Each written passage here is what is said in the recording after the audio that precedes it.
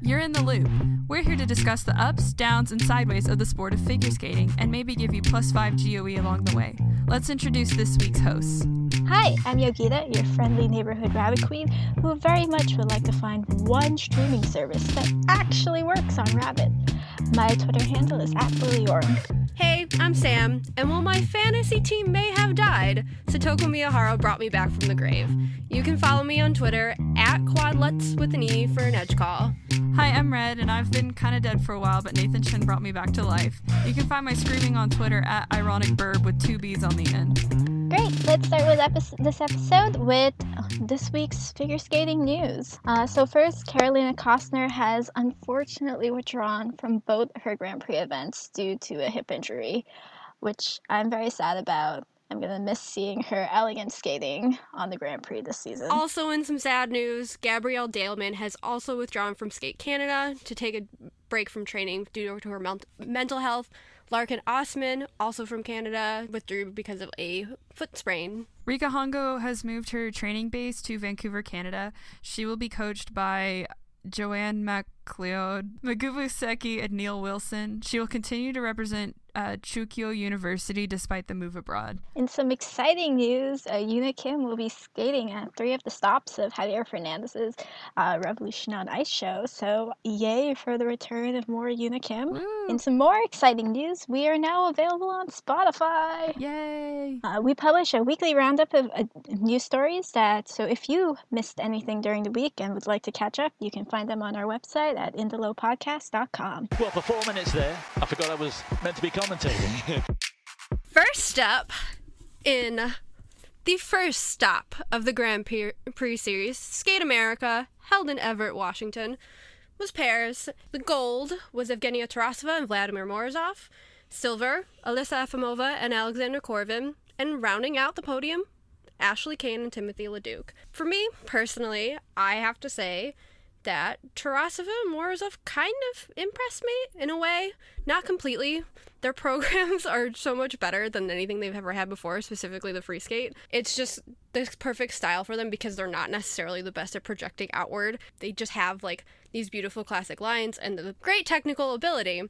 But it gets lost in the fact, especially in programs like their short program where they're putting on this like fun program that requires you to engage with the audience. You're just kind of sitting there like, well, that happened. That's a really great throw, but you're not giving me anything else. And it was nice to see Max. Very nice to see Max. I agree. I like their free skate. I like it. I don't love it. I think it's much better than having to deal with Candyman again, but it doesn't like impress me emotionally. Like it very much gives me like Savchenko and Massot throwback feelings to their Olympic free skate. And when I watch it, I'm like, oh, I wish it was giving me the same emotional impact that they had given me at the Olympics. So it's nice, but I don't feel much towards it, and I really don't know what else they can do to actually make me feel like I am emotionally connected to their skating. They have to realize there's music playing. Yeah. They always look like they're just skating to the formula and they don't really care anything else as long as like they're getting what they need to get the high score. They like, I don't know, it's just very formulaic. There's not a whole lot of emotion like y'all were saying. Hashtag skating while Russian. Yeah, exactly. It's super frustrating because, like I said, they have literally all of the technical ability to be the #1 pair in the world. Easily. Like, they have great skating skills. They have the jumps when they land them. Unfortunately, Evgenia did not land her jumps here very well. But then there's just music playing, and they're like, oh, yeah, that's some music. But you could put anything else over it and like it wouldn't change anything, especially like I said with their fun programs like the Candyman. Like the James Brown short program is much better than the Candyman in the fact that they don't look embarrassed doing it, but it's still like, well, why are we skating to this? Like, you guys don't seem to particularly care about it. It's just kind of there. We don't like to think about Candyman. Yeah, we definitely don't. Yeah, let's never watch that ever Let's again. move on. Let's move on from Candyman. Yeah, thankfully they have. Yes, thankfully they have. But I think that's just always going to be like that one thing that you associate them with, and you're just like, oh no, y'all did that. Moving on to the silver pair, Efimova and Korvin, it's kind of a similar thing where like they're not as technically strong as Tarasova and Morozov. They're just kind of solid. Like, there's nothing that really stands out. But that said, like, we're skating to a cover of Imagine Dragons.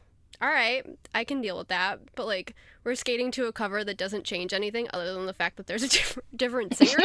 And, like, I don't necessarily understand choices like that. Like, why was this the particular, like, version of this song you wanted to skate to?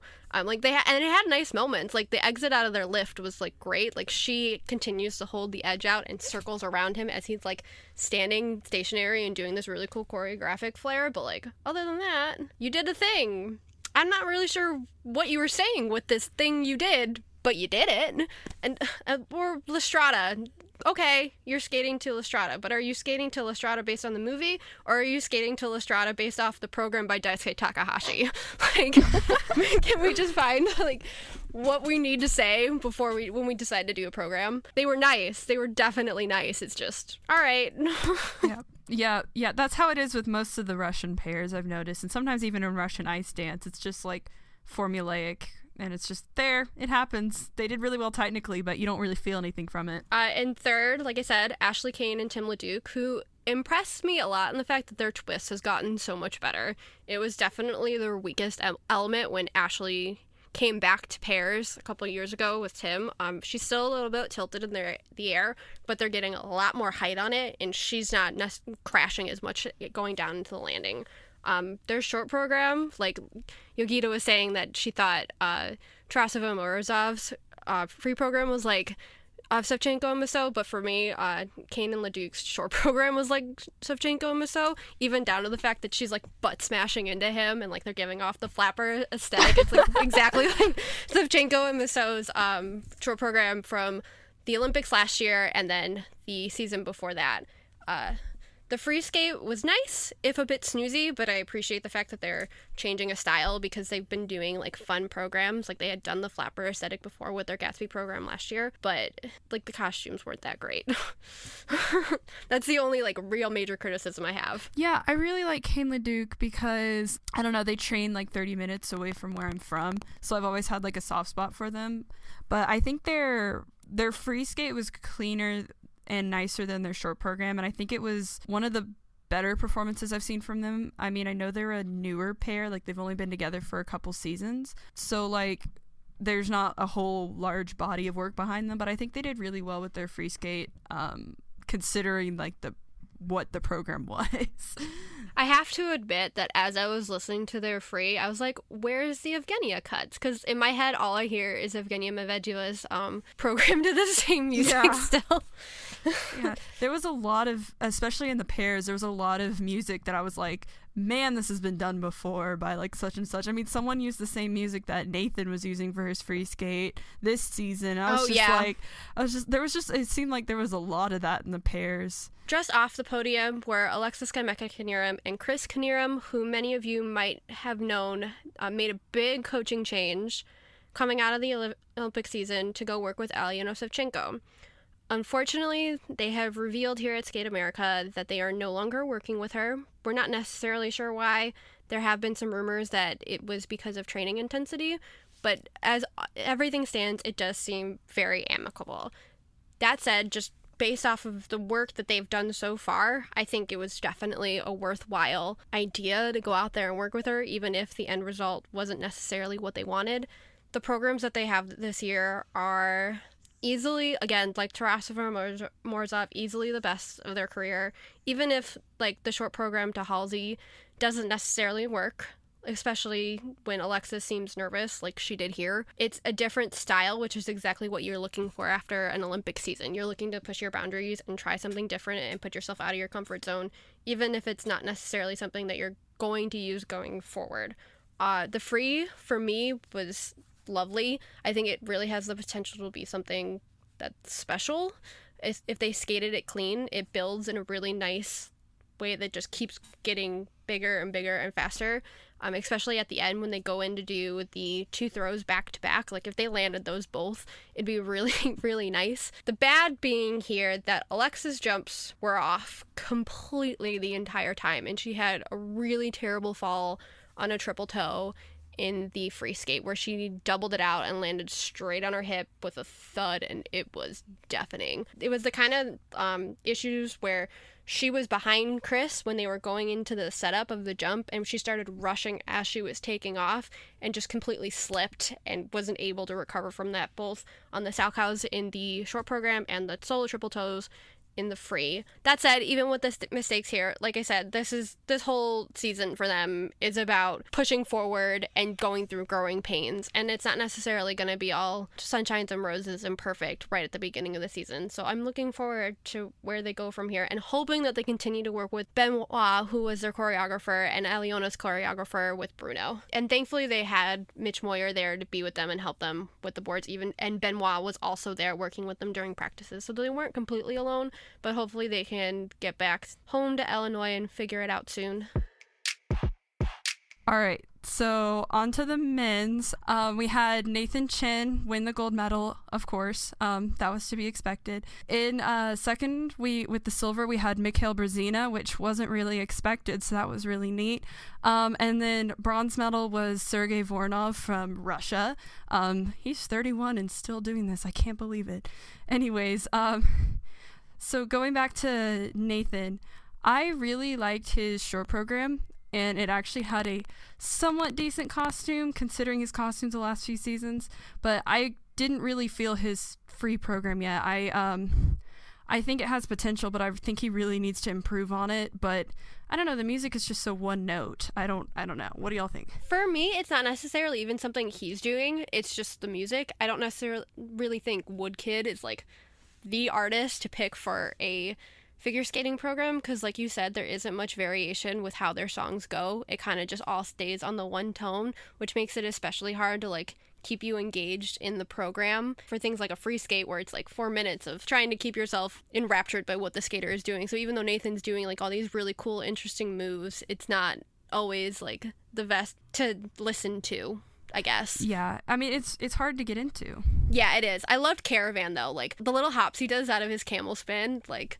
that's, like, stuff like that is, like, perfect. And he's more engaged with it, for sure. My one thing is, like, I'm hopeful that it stays like it was here, because he performed it throughout, especially when he got into the step sequence, and he had that big smile on his face, and you could tell that this was something that he really wanted to skate to. But, like, that also happened with Nemesis last year, and it was a little yeah. It was a little bit disappointing to see. As the Olympics started getting closer and closer, he started dipping more out of the program because he kind of tensed up and got a little bit too nervous, so he wasn't able to break free. But, yeah, work on your spins a bit more, my dude. Cut your hair, do a quad toe, triple toe, and we'll be good. I disagree. I like the hair. I find it a little bit distracting, not gonna lie. It is a little distracting, and I don't think it fit with his costume for the free skate, but I really liked it with the short program. I thought it was really fun, especially because like the program was really light and bouncy, and his hair was also light and bouncy. But one thing I will say I liked that Nathan did here at Skate America was he didn't do as many difficult jumps, and as a result of that, he was much cleaner than he usually is. Like, he actually landed his triple axels. I was so happy. I was like crying. I was just like, he did it. The one he did in the short was easily the best of his career. Like, it was very nice. And like I said, like, just move on, do the quad toe, triple toe, and like pick between the lets and the flip for the short, and we'll be golden. Yeah. But like, I was seeing like triples out of him that I don't like, not triple axels, and I was just like, wow, this is new. Like, because I'm so used to him jumping all these quads. But I'm glad because he was able to skate clean, and so it didn't detract from the performance like it does when he usually just like falls on a jump. But I really liked Caravan. I think it has a lot of potential, but I'm just afraid he's going to do the same thing that he did with Nemesis, and he's gonna, you know, like do it really well the first time and then afterward it's just bad. But I think I'm hoping that it becomes what Nemesis had the potential to be, and just becomes like one of his greatest short programs of all time. I do think that he grew a lot last season. Like, he's even said like he was so nervous going to the Olympics, but then just something snapped right before the free skate. I think this season we're going to see a new Nathan, one that has much less pressure put on him, and I think that's going to be good for him overall. Something that seems quite unfair to me, though, is the inconsistent tech calling. Vincent rightfully got 4 under rotation for his free skate, but Nathan didn't get any calls, despite having under rotation for his quadlets and his triple axel. Yeah, which is especially jarring when you have someone like Vincent Zhou, who is visibly under rotating his jumps, yes, but immediately getting called for them when Nathan is also visibly under-rotating his jumps. Maybe it's a bit more borderline, but you can still see it. It has all the tells where he's leaning forward when he lands and his free leg is coming out late and it's like at an angle and it seems a little bit tight and he's not getting very good flow out of them. But he's not getting the same call. And it's a little frustrating for sure, but like, I mean, he skated clean besides the under rotations. Like, it was a clean program and he was obviously going to get the higher PCS. Like, there was no reason to like drag Vincent down and like let Nathan like get away with it. Not necessarily get away with it, but because it has nothing to do with Nathan if the judges call his jumps under rotated or not, but like there was no reason not to, if that makes any sense. Yeah, no, but that was exciting. I think we saw a lot of good things from Nate this weekend despite the under rotations. Okay, this next on to the silver medalist, Mikhail Brzezina, and this is his first Grand Prix medal in 4 seasons, oh my god, since Rostelecom 2014. It's nice to see him on a podium. I have to admit, it's been, especially since, like, yeah, he was making Grand Prix podiums before, but I always remembered him as the guy who, like, came in 4th at Worlds a million times. So it's nice to see, like, you actually got a medal this time, Brez. It's great. And also, he skated to AC/DC. How could you not love that? But please get a new free skate costume, my friend. Oh, yeah, it's a repeat of his costume last year, isn't it? It is. It's the same costume. At least he's not putting his hair in that mini ponytail anymore. We can be thankful for the small things. And he landed his quads. Beautifully. That Sal was great. It was so beautiful. Last, Sergei Voronov, who had a great Grand Prix season last year and really kind of came out of nowhere. It had been a while since he had skated that well. Made the Grand Prix final, and unfortunately left off the Russian European team and the Olympic team after a disappointing free skate at Russian Nationals. But he came back and decided, hey, I'm going to do a quad loop. And it's pretty exciting. It's nice to see other people, like, even when they're older, like, try new things, even if his quad loop was definitely under-rotated here, and he does telegraph it pretty heavily. It's very exciting to see a guy, like, go out there and give it a shot. Yeah, he's 31. Like, what 31-year-old is busy adding a brand new quad? And a hard one. Like, most people don't do quad loops. So, let's talk about some other standouts from the men. First off, Julian Yee, Thank you so much. I have absolutely never been more proud of a skater than I was after Julian's short program. That was stunning, spectacular. I don't know how many more words I can say. It was a standout performance for me of all of the men in this competition. He's the first Malaysian skater to get a Grand Prix assignment, and he has 2. We're going to see it again at Rostelecom. And the first Malaysian skater to land that gorgeous quad sal.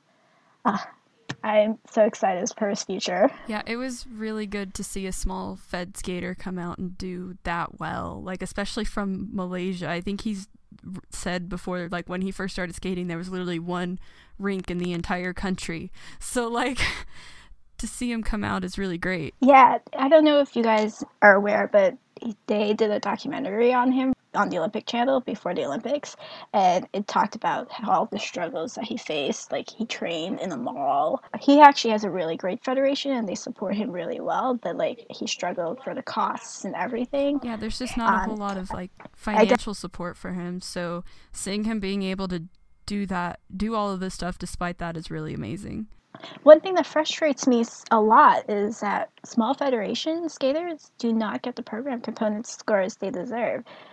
Most of Julian's PCS scores were in the 6s and low 7s, and he definitely put out a performance I think deserved, at the very least in performance and interpretation, in the 8s. And I'm really frustrated of how program component scores in general are scored, and honestly, they just need to do better. Yeah, it's definitely frustrating when you see somebody like Julian, like, give his all and be incredible and, like, have, like, decent skating skills and then get a little bit buried in program components and be behind somebody like Vincent, which, not to bring Vincent down, but who doesn't have the best skating skills and probably isn't giving as much of, like, outward, like, emotional performance as Julian did here, get ahead when maybe he shouldn't. Also, what on earth was going on with the technical panel? They were calling flip edges everywhere.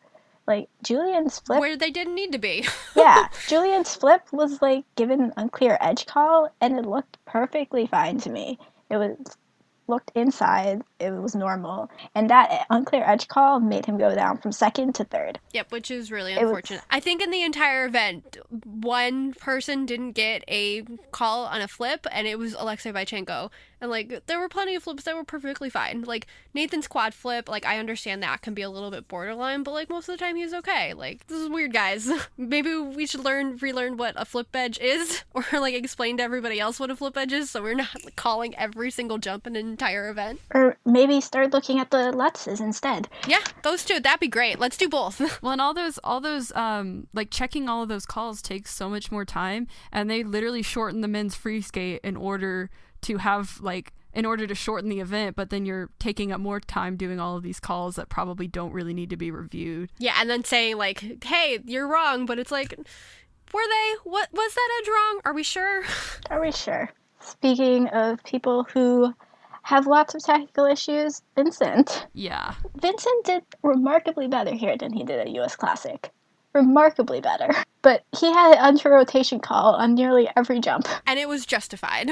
Like, it wasn't the kind of under-rotation call where you're scratching your head thinking, I don't know about that. And then you see the replays and you're like, oh, okay. These were, I'm watching the program, I'm engaged in what's going on, and I'm seeing you under-rotate every single jump.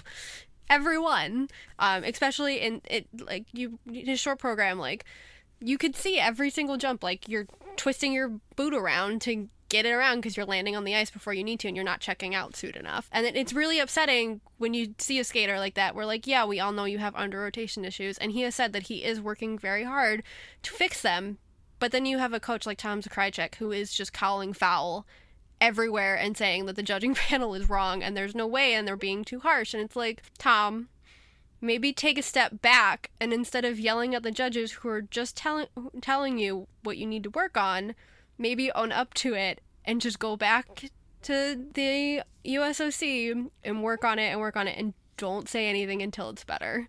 Because you're not doing yourself any favors to just be railing against the system when these are obvious issues that need to be solved. Well, and if separate tech panels are all giving the same exact rulings, that should tell you something about the jumps. Like, if they keep getting called under-rotated and it's different tech panels every time, that means they're probably all being under-rotated. Honestly, I wish that Vincent would get a different jump coach and not deal with Tom Z. Yeah, especially Same for for Vincent, Karen. who's a skater who definitely relies more on his technical than his PCS. Like, you need to have a good jump coach if you're going to rely on your technicals. And even then, it's not like his programs are bad. I'm not necessarily a big fan of the Exogenesis short program, just because I think that is Jeremy Abbott's music and nobody else should be skating to it. But the free program is really nice. Yeah, I'm looking for some banging on some drums during some spins, a la Boyang, but, like, the step sequence at the end was really nice. I liked it. It was engaging. Like, he's obviously trying. It's not like he's, like, phoning it in and just doing jumps. Like, there is some effort there. It's not always perfect because, like we said, his skating skills are not the best. So maybe, like, take some time, lower your technical content for a little bit, and, like, work on your skating solo. When your jumps are where they need to be able to pull off all of that work, bring it back. It's okay. You have 4 years. You're young. You do the work now so you can be exceptional later. Yeah, especially since he's still skating right off of a back injury, so... And a knee problem. His knee was, like, screwed up at Worlds. Like, take the rest when you can. It doesn't come very often. Like, lower your technical content, my dude.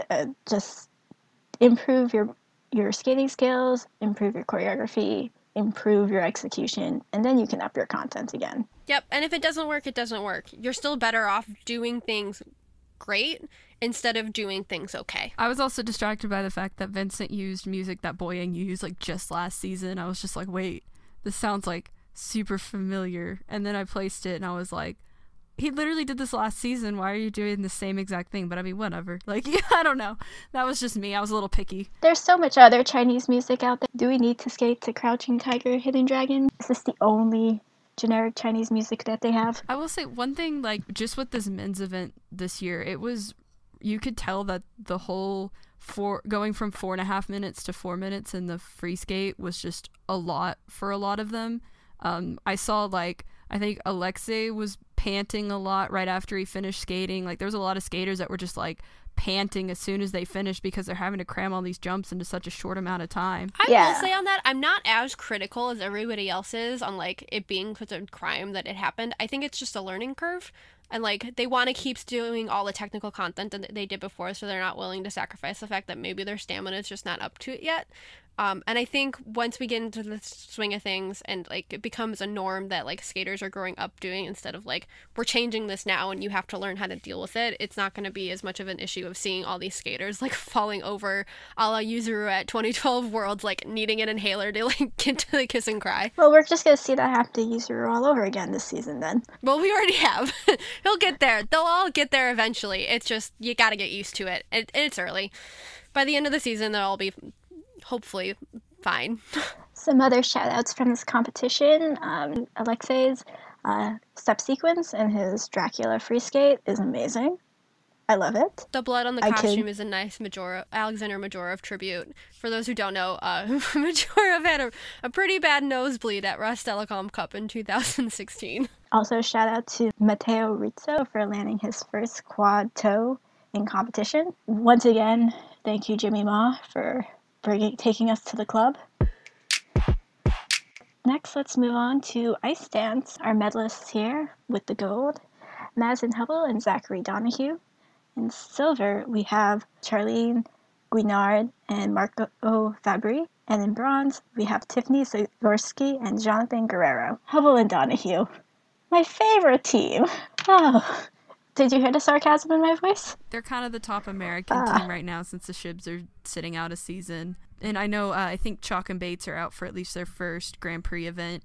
But I don't know. I've never really been impressed by their by their skating. It just seems very, like, you know, it's there. I personally found their tango to be pretty generic. I love the music they chose, but I felt very little, like, actual, like, emotional connection from them, and they didn't seem like they were dancing a tango. Yeah, the problem with tangos is that it requires you to look at each other. And there wasn't a lot of that going on. I've watched enough Dancing with the Stars that I at least got the base of that down, at least, thankfully.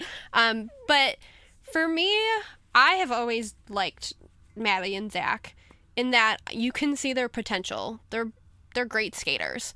And when a couple years ago, when they hadn't, like, finally gotten up to the level where they were actually competing for, like, major medals, like, the thing that made them special was that they were connected with each other, and they would look at each other and you could feel, like, an on-ice chemistry between them. But since the end of last season, a lot of that's been gone, and it's really disappointing. I'm not really sure what they were thinking skating to Romeo and Juliet. I don't really know what their thought process was behind that.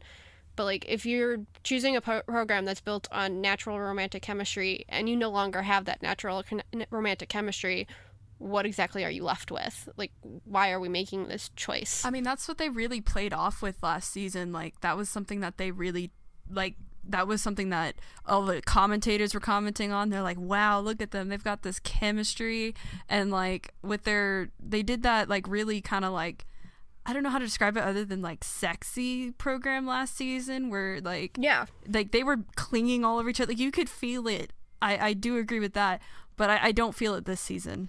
It's very much been their style. They very much have done a lot of those sexy romantic programs, and they're both very strong ice dancers individually. They have great skating skills, great edge work, but I feel like they just don't really work well together in a romantic sense, and they should just take this as an opportunity to diversify and try a program that they've never done before, a different style.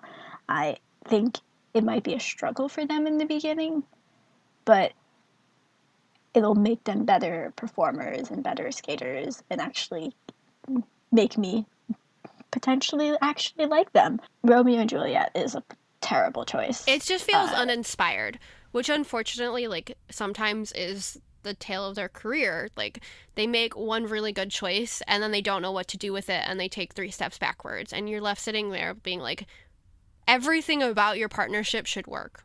Like, it's all written there on paper. You guys just have to figure it out. And sometimes it feels like they don't know what to do with it. And it's disappointing, especially now when they're in the position to be like, we are number 2 in the world. We are solidly number 2 in the world. That's what every judge has told us. Let's take it and run with it. And it kind of feels like they were just like, all right, we're here now.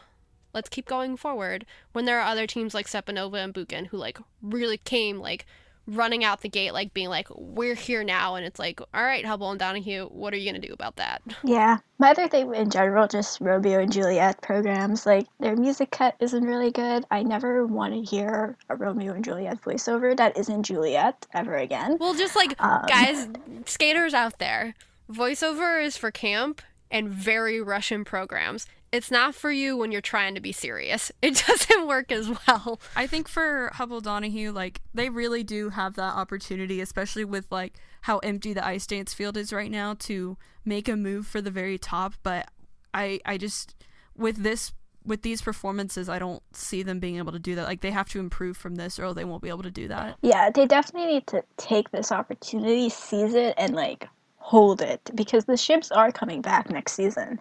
So if they want to remain the top US ice dance team, they have to prove that they deserve to be the top US ice dance team. Moving on to our silver medalists, the Italians, Charlene and Marco. Yes, Charlene and Marco are now the top Italian ice dance team now that Anna and Luca have retired, which saying those words make me so sad. Yeah. And I really like them. Their rhythm dance was really nice. It was generic, but it was nice. I want to see them actually do more with it, but we'll see what happens as the season progresses. But I really did like their free dance. And coming from me, who hates La La Land programs with a passion, I actually really enjoyed it, and the cuts that they had, it was a very well done program. Yeah, and you can tell they wanted to skate to it, which they admitted freely that they wanted to do it last year, but decided not to because Chalk and Bates had originally said they were, and they were like, well, we're not going to do it all the same. So when they announced their program this year that they were finally skating to Lala, and they were like, nobody else can skate to it, guys. We get it now. And it was really nice, and like I enjoyed that about that they do, like you could feel that like they were passionate about it, and it really suits them. I've never particularly found them that engaging. Like they did that when what were they skating to when they had the piano dress? Does anybody else remember that? It was 2 years ago. She had for their free dance, she was wearing a piano dress and he had like a matching shirt. I remember this, but I can't remember what the program was. Yeah, and like they would do weird stuff like that, or when they did their Schindler's List program and they were wearing literal like dirty dress like costumes and it was like too real. It's like, guys, don't be so literal with it, please. Like, don't skate to Schindler's List and do Holocaust programs if you can avoid it. But when you do them, don't actually dress like you're covered in ash. So they've never necessarily been the team for me, but like, this is nice. I enjoyed them a lot. The one thing I'll say about them is that I'm not usually huge into La La Land programs just because like they happen a lot, and I don't know, I've never really been into them, but I actually really like their program. I thought it was really good. And in bronze, we have Tiffany Zagorski and Jonathan Guerrero, who I've always been a fan of. They've been like this little quirky Russian ice dance team, and I love her hair. Her hair is fabulous. But they were the first team to hit all key elements in the second half of the Tango Romantica pattern, so go them. That pattern is so difficult. I do not envy any of these teams.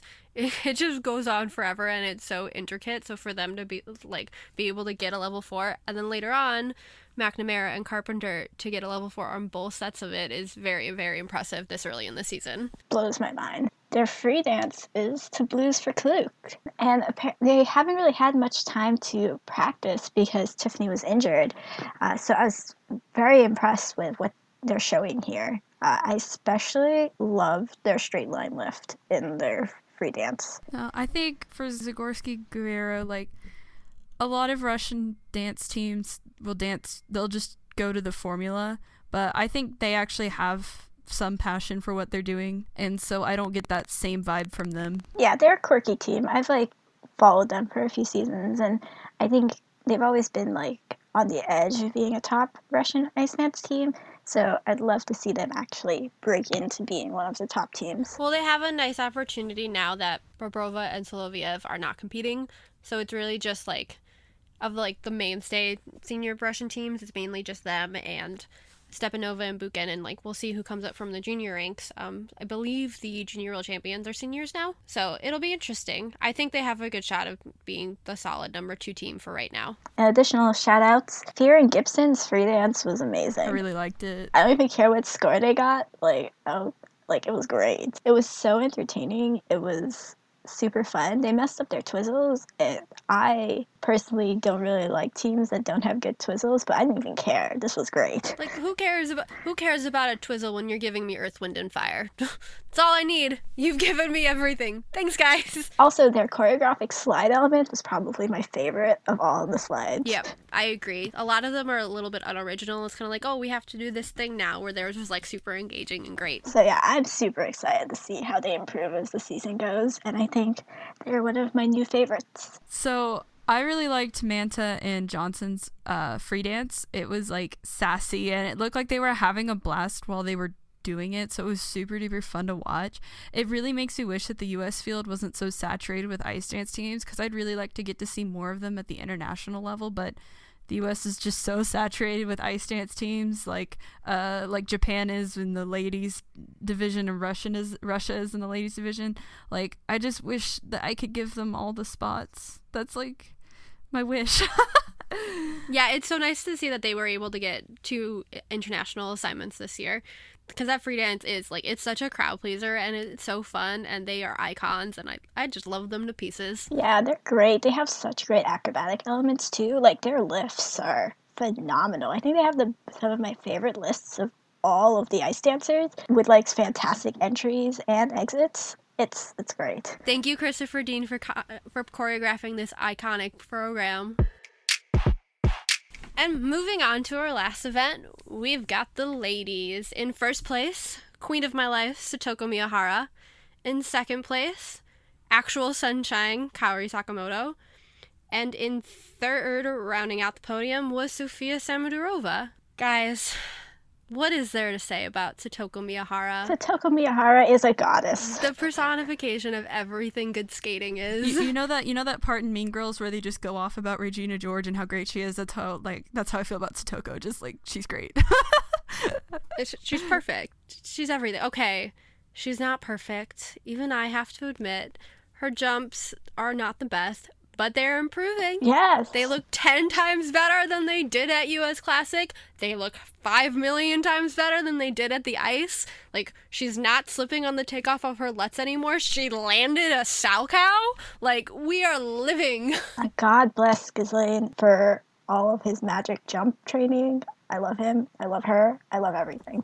Like, the programs are so good. Like, the short program is like a Michelle program come to life once again. It's got the spiral into the twizzles right back into her layback spin at the end. Like, the choreographic jump she does going back with her arms flourishing out before her double axel, like, everything is just perfect and beautiful and great. The tango that for Inviana Portano that she's doing for her free program is just so nuanced and intricate, and like the cut of the music is like excellent, and she understands it perfectly, and like, I could talk about her forever. Satoko Miyahara just gave us a masterclass on figure skating at Skate America. And she said that she still has stuff to work on. So I don't even know if this was perfection to me, so I don't even know what more she can do. But she's definitely going to improve every time that we see her in the future. And every time we're just going to be like, wow, you're perfect. Even when she doesn't hit her jumps, I think she's perfect. I could watch her forever and ever. And ever. just always watch Satoko Miyahara. Didn't they use her for like the textbook, basically, for some of the jumps or something like that? Oh, no, it was her layback spin. Layback spin, that's what it was. I knew that they used like some of her elements for examples for other skaters, so that just like shows you how good she is right there. Yes, her layback spin is perfection. The judge that gave her +2 on her layback spin in the short program, we need to talk. We also need to talk about the fact that she would not receive any 9s in components in the short program or the free skate, which was a choice. I will say that they were lenient to her in her free skate on some of her jumps. Some of them did look a little under-rotated, but she didn't get any under-rotations calls. Yeah, the second Lutz was for sure under. The flip, I believe, was close, but they definitely should have checked her edge on that. That said, I can't help but think that, like, it's more unfortunate when a skater with bad tech gets robbed in PCS than it is when a skater in good tech gets a little bit, you know what I mean? Like, where am I going with this? Like, it's just, like, it's so unfair to see somebody that, like, does everything right choreographically and performance wise, and then just see them not get the marks they deserve. It's a little, I just, it drives me nuts. She should be getting 9s in performance and composition and interpretation. She should be getting 10s, to be honest. Oh, easily 9.5 should be like the where you start with her. Like that's the base. Like, that's where she is all of the time, and you go down from there. Like, that's her wheelhouse, and it's her skating, like, her edge quality is so great. Like, she can be a little bit slow, but, like, just her pure stroking is beautiful. Like, so her skating skills are there too.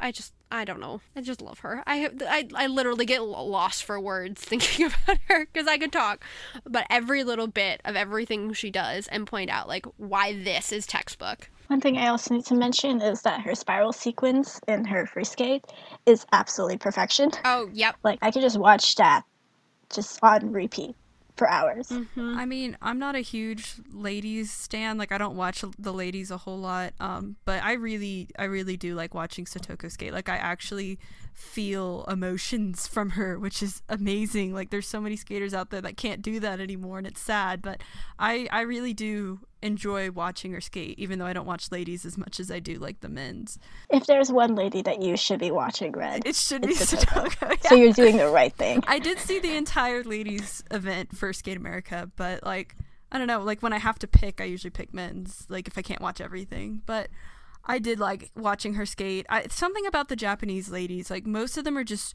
so good at conveying emotion, being smooth, like, being graceful. I really appreciate that. If only they got scored for that. I wish. Let's move on to the other queen of Japan, Kaori Sakamoto. I love Kaori. She has some of the best technical skills of all of the Japanese ladies. Like, where Satoko is the best in program components, I think Kaori is the best technical jumper of all the Japanese ladies. Her double axel, triple toe, double toe is money. I could watch her jump that all day. I just have so much concerns about her packaging. Her shirt program felt like a junior program to me. It doesn't seem like it's pushing her forwards as a skater. It's like she did it well, and it was amazing, but at the same time it doesn't seem like anything new for her, and it honestly feels like a step back for her program wise. Yeah, the issue is that she's not a light delicate skater, and it's a light delicate program. She's powerful and pushes and, like, barrels forward when she's on the ice. Like, you can visibly see her speed as she's, like, hustling back from each corner into jumps. And it's like, okay, so we got this great powerful skater, and we're putting her in this light flowy princess type program, and it's like, maybe that's not the direction we should be heading. And I kind of feel the same way about the piano free skate. It's not as bad, because that program does build pretty effectively, but, like, she's not the light and delicate type. She's the forceful, like, in your face type with just the way she skates, and she's so, like, expressive, especially when she's doing well. That smile is just radiating, and she's pure sunshine. I wish they could find something that fits that. I think, like, somebody like Shaylin Bourne would do wonders for her. Please give me a Shaylin Bourne program for Kaori. I would die. I would pay Shaylin money to choreograph a program for Kaori. We will help with the fees if you want to go over to Canada, Kaori. We got you. We're starting a GoFundMe. Immediately. To send Kaori to Canada to get a Shaylin Bourne program. I will say that I do disagree about her free skate. I think her free skate fits her very well. It does build, and I think it showcases more of her maturity, and she is a powerful skater, but her jumps, she lands them so softly. I think this program very much emphasizes that she's such a good jumper, and her landings are so exquisite. I love watching her skate just because she always seems like she's having the time of her life out there. Like, I don't know, something about skaters enjoying what they're doing while they're performing just brings a whole other element to a program, and she always just seems like she's truly enjoying skating and being out there. What I will say is, girl, just hold your spiral positions just a tad bit longer to really emphasize your extension going out into them. It seems like something really small, but just that millisecond longer does wonders for, like, the overall effect of those moves. She was rightfully called on her flets in the free, and I'm happy that they actually called it and didn't call her flip again, because her flip is exquisite. That was a choice. Again, ISU, what happened with flips? Are we okay? Is everybody sure what a flip is? Once again, 67 program component scores. Please explain to me. ISU, I need an essay explaining to me exactly why she only got 67. You know those tests you take in school where it's like you put your answer, then you explain why? I think the ISU needs to start having an explain why section for a lot of their scores. Here's the score. Here's a 4-paragraph essay as to why you gave her the score. Yeah, exactly. Like, give them the guidelines for PCS and GOE and have them mark off exactly what they saw in each jump that were like, yes, this is a 4. Explain. Or with Hubble and Donahue's Twizzles. In their rhythm dance, the second set was completely off. It got really high GOE. Explain, judges. Explain. There's just no accountability there, and it makes it's just, Well, actually, I think we just solved it. Instead of them assigning scores, they do checkboxes, and then the computer generates the score based on the checkboxes. Sam and I could talk about Japanese ladies for, like, an entire podcast. Give me the ability, and I will monologue. Like, we just have an entire separate podcast called Japanese Ladies, and we just talk about them for hours. And we have in bronze Sofia Samodurova, who's making her Grand Prix debut here with a bronze medal at Skate America. Congratulations to her. I applaud her mental fortitude.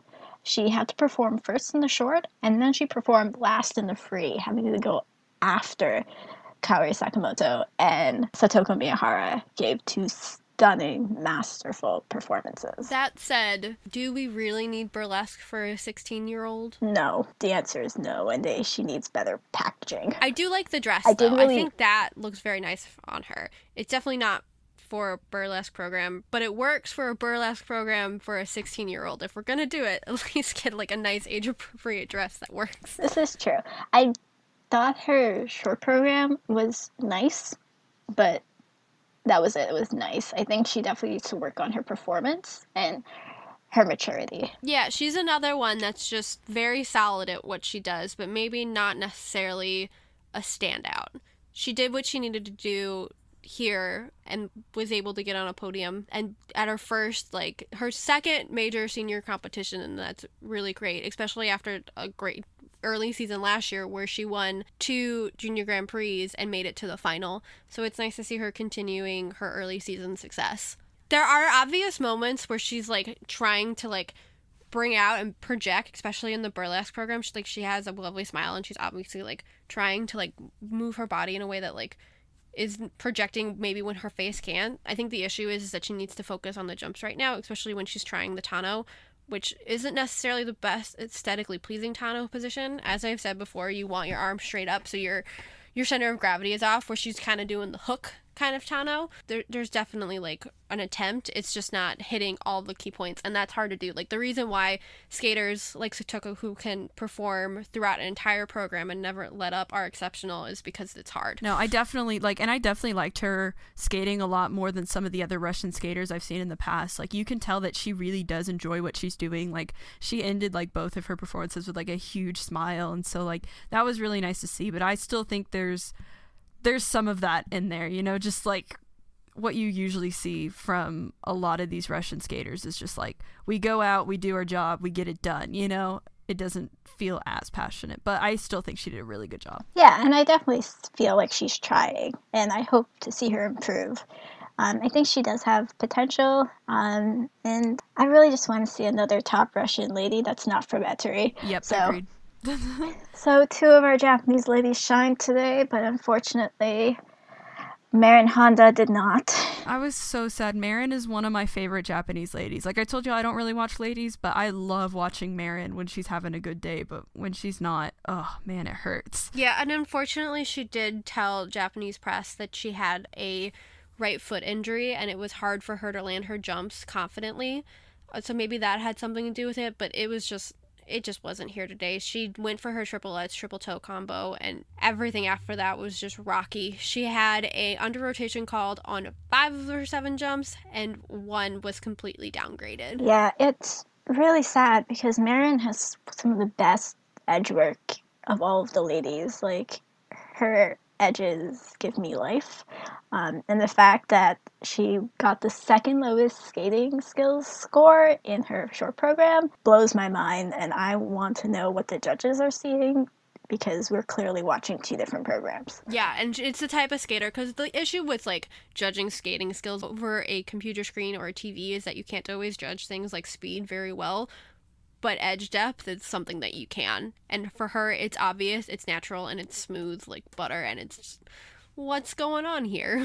Like I said, I love watching her skate. She really has some really strong skating skills, and just, I don't know, she's so entertaining to watch. I just wish that she could fix some of those tech elements with the under rotations and stuff, and I just really hope that she can come back stronger later on this season. I know just she was having issues this free skate. What I will say is that I want her to work with Ashley Wagner for like 2 days on how to on how to perform her short program, because she's very smiley and she's doing her usual like I'm like kind of cutesy thing, and it's like, that's not what this program's for, Marin. This program is like gritty and like edgy, but like not in a Barky Bar edgy, which what she was going for with the leather. It's like a ripped jeans and t-shirt, like a white t-shirt kind of edgy. Like red, the color red she has for this dress works perfectly, but it needs to be like stripped of all the embellishments. Maybe do like an off the shoulder kind of thing and make the skirt a little bit shorter, but keep the asymmetrical bit of it, like cut of it, and it'd be great. And then get the sass out, and it'd be like an incredible program. It still is an incredible program, and she's doing it a really good job, but she's not pushing her boundaries performative wise yet, and I want to see that from her. Yeah, I definitely think that was probably on, like, she was probably given that program on purpose to push her out of her comfort zone, and like I said, I think she did good, but I think she needs to work on being out of her comfort zone. Yeah, I definitely also think that she really needs to work on her nerves. This happened all throughout last season. The second she fell, she just fell apart for the rest of the program. When she skates clean, she's great. Like, nothing can stop her. But the second she makes a mistake, it's just downhill, and this is a mental battle that she needs to face. And when she does, she'll definitely enter the ranks of, like, the top Japanese ladies. But for now, not even just the Japanese ladies, but there's no question she has the talent and ability to be on a world podium. Definitely. Yes, I agree. So, but for now, she's going to be skirting that edge because she doesn't have that mental fortitude yet. Yeah, but she's young. She's got time. So I definitely hope this is something that she and her coaches are working on. Definitely. And it's going to be, she's another one, like the Kanirams, where it's going to take some time. Like, she's reworking her entire repertoire and like moving over and training her living situation. So like, it's not always going to be sunshines and roses with her when you're completely overhauling your skating like that. I almost wish that Nathan was still at Lakewood so he could give her some like tips on mental fortitude, since he literally went through that like last season. Like, I don't know. Sorry, here I am bringing up Nathan again. It's okay. We talked about Yuzu like 4 times. Yeah, I know. Well, I know. This is also something that like Ashley Wagner could definitely That's true, help yeah. if she was still there at Lakewood as well. Like, please just call up Ashley, ask her to come by for like a week. Or even Adam. Adam had to go through a lot. Like, there are lots of resources she has there, and or maybe even just get a high performance coach that can help her, like, be there with her and talk her through, or a sports psychologist. That's the word I'm looking for. Get a sports psychologist and have somebody there to talk to you and like work through all of it. Let's move on to Brady Tennell, who did not have her best showing here after a successful showing at Autumn Classic a few weeks ago. I applaud her for her decision to try and increase her technical score, but adding the triplets, triple loop combo is not the way to go, my friend. Yeah, like, the issue with her, like, her triplets, triple loop isn't necessarily like you shouldn't try new things. It's that it's not a good combo for her. She tends to land super heavy and bear down on her skate when she's trying to spring back up for the loop, and that spring isn't there, and you're just kind of looking at her like stall on the ice for a bit, and it's a bit... The thing with triplets, triple loops is that they're all all loop combos are pre-rotated in the second half, but there's always a level of like acceptability for it, for it to be necessary to be able to get up into the air. Hers is past that edge where she's pre-rotating it too much and able to like generate the momentum to lift up, and she's then also under rotating when she comes back down.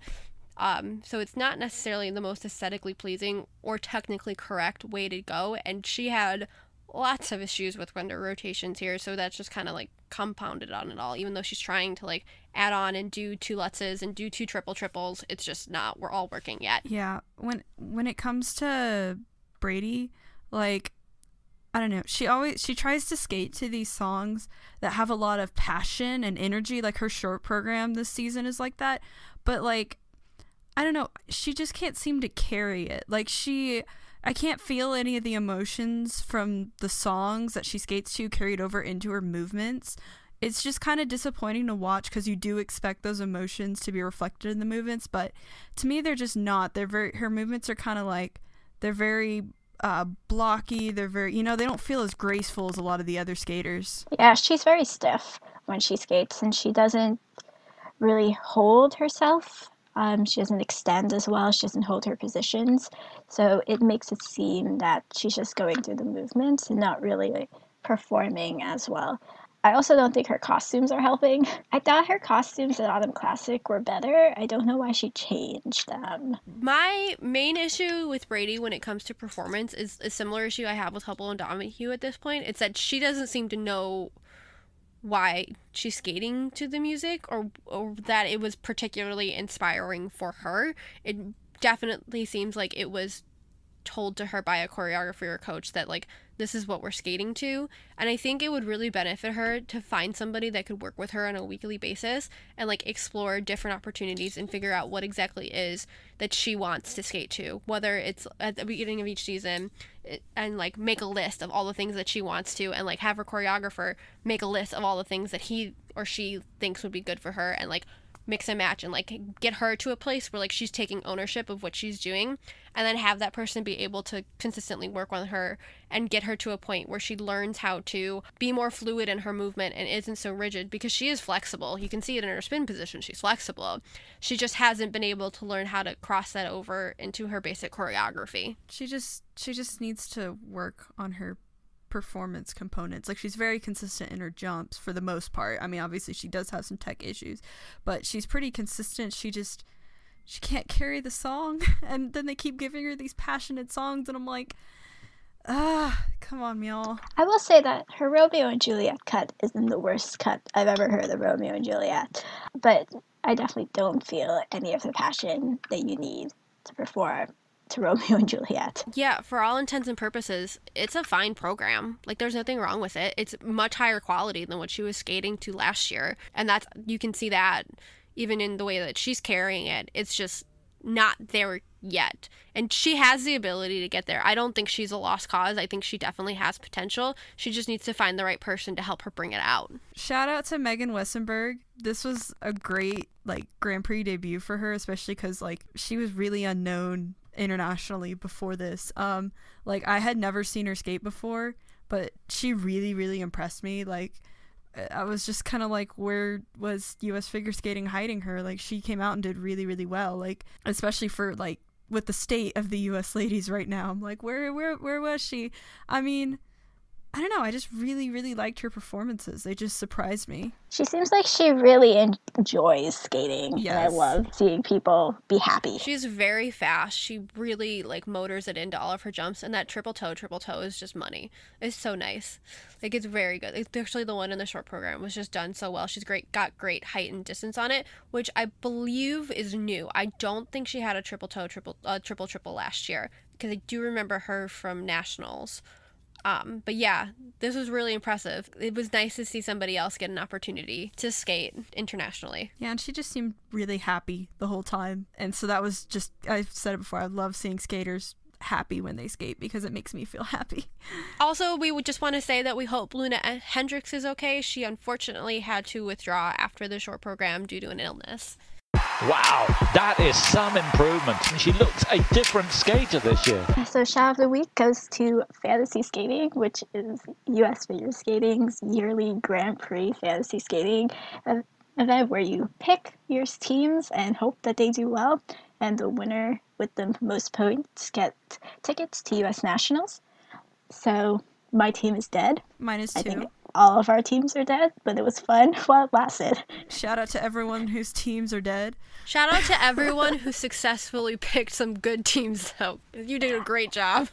I will say that I at least continue to have faith in Satoko Miyahara, and I picked her as my lady's choice. I did too. I did really well in the A picks, but B and C were they were messy. I did good in dance. Everything else was questionable.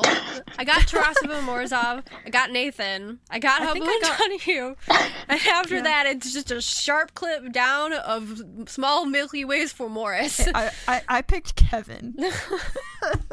Mistakes were made. I had Luna. I had Luna too. I did too. I had Luna, Marin, and Brady. For my A pick from Brady, B pick Marin, and then my C pick was Luna. Great time. Thank you for listening. We hope to see you again for our next episode, which will be about Skate Canada. If you want to get in touch with us, then please feel free to contact us via our website, inthelowpodcast.com, or on Twitter, Tumblr, or Facebook. You can find our episodes on YouTube, iTunes, Google Play, Stitcher, and Spotify. If you enjoy the show and want to help support the team, then please consider making a donation to us on our Ko-fi page. And we'd like to give a huge thank you to all the listeners who have contributed to our team thus far. You can find all the links to all of our social media pages and our Ko-fi on the website. If you're listening on iTunes, please consider leaving us a rating and a review if you enjoyed the show. Thanks for listening. This has been Yogita, Sam, And Red. Bye, guys. Bye.